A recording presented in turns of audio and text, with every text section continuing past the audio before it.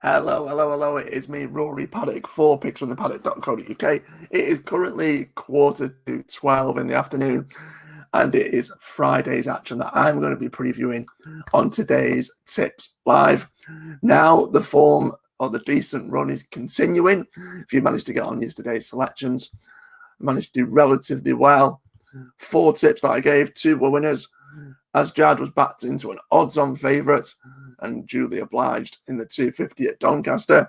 But Ingleby Hollow was the one that came home for big bucks, 12-1. Each way bet of the day. The 4 o'clock finished with its head in front as my winner. So another day, another big prize success. And I'm hoping, fingers crossed, touch wood, that we can make it 3 days in a row. So without further ado, as always, I want to bring up the action, see what we can see this afternoon. Now, the first one I want to give is not actually going to be a tip per se. It's just a horse that I want to mention that I think punters should just kind of look out for. I'm not going to go into too much detail, but Kevin Ryan, Daniel Tudhope, both of them know how to bag a winner at York. And I think in the 240, Dexter Bell could be drastically overpriced. You just see there at the bottom of the screen at 18-1. Looks way too big.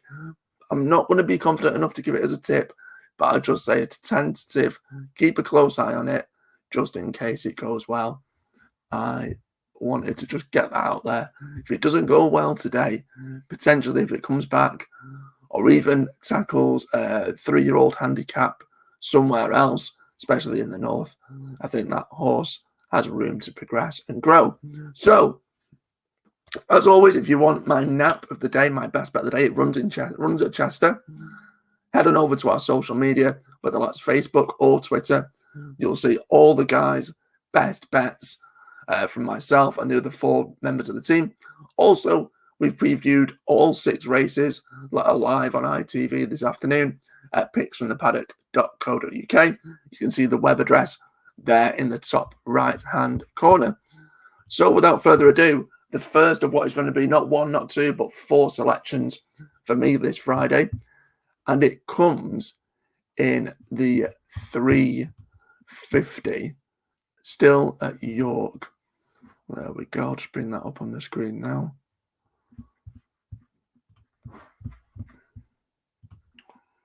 There we go. It's the 350 at York. Now, I must admit that this selection is taken very, very tentatively. And I have to warn you guys as punters to approach this with caution. But that being said, Samim is on such an attractive handicap mark. It's just really hard to ignore. Yes, I understand that the 5-year-old hasn't been anywhere near its best of late. But it's perhaps easy to forget that Tim Easterby's runner is a former listed winner who's won off a mark of 90 and now lines up with a rating of 78. He's far from past it at the age of 5, and if he shows even a glimmer of his best, it could make his current price, which is, I can't even see, the fact that it's such a big price, you can't even see it on the screen there. Scroll down. It's 33-1. And I just think that's massive. Does it look like the likeliest winner? No, it doesn't. But does it have the opportunity or the ability to finish placed in a Class 4 race? Absolutely. If it's anywhere near its best, it will dominate a field like this.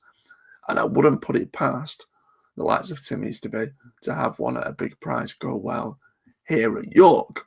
So that is Samim, the rank outsider of 13 in the 350. Sticking with York, and I'm going to go to the penultimate race on the card. It's the 5 o'clock. And it's going to see me side with a trainer who I love here on the Knavesmire, especially in sprint handicaps. Now, unfortunately, said trainer, Paul Midgley, has not 1, but 3 runners in this. And no doubt I'll end up picking the wrong one.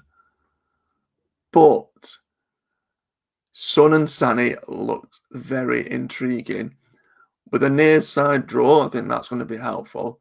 And now back on its last winning mark, it wouldn't be a shock to see a sudden upturn in form for this 5-year-old, who may go well at a decent price. It's currently 12-1. It's fluctuated between 10s and 12s, back down to 11s, back to 12s.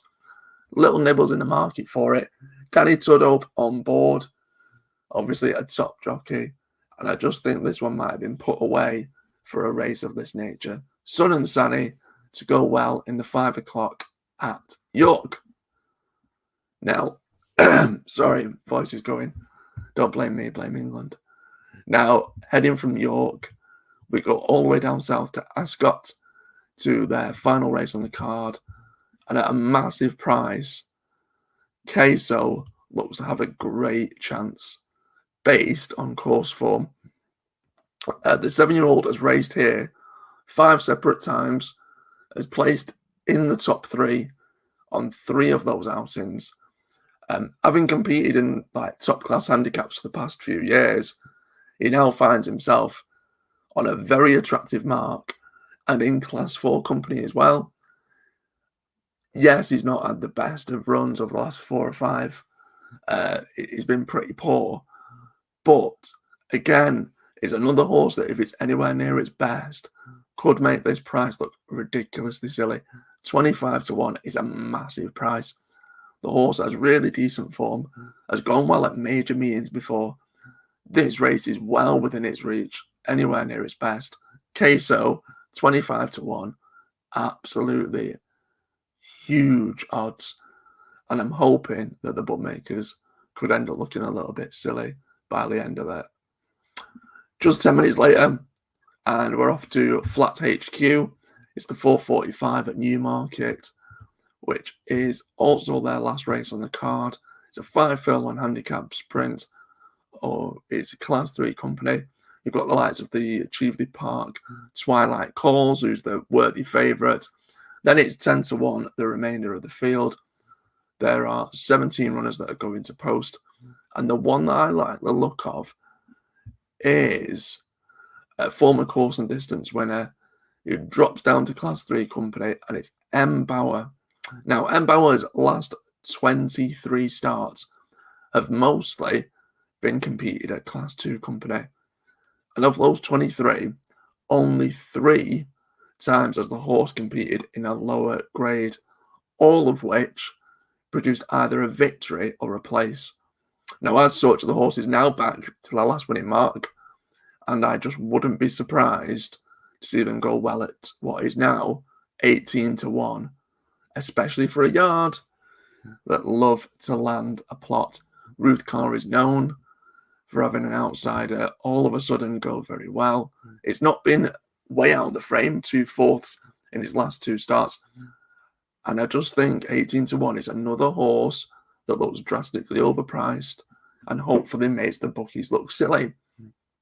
So those are my 4, all really, really big prices. I can bring them up onto the screen now. There we go.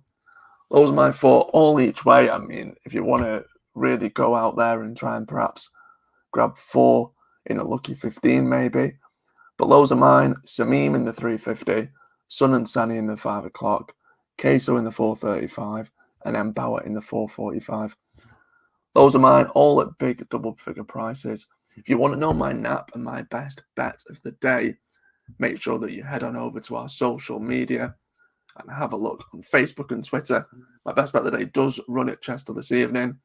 Don't want to miss that. Head on over to Facebook and Twitter to see that and the rest of the team's best bets in the Racing Post.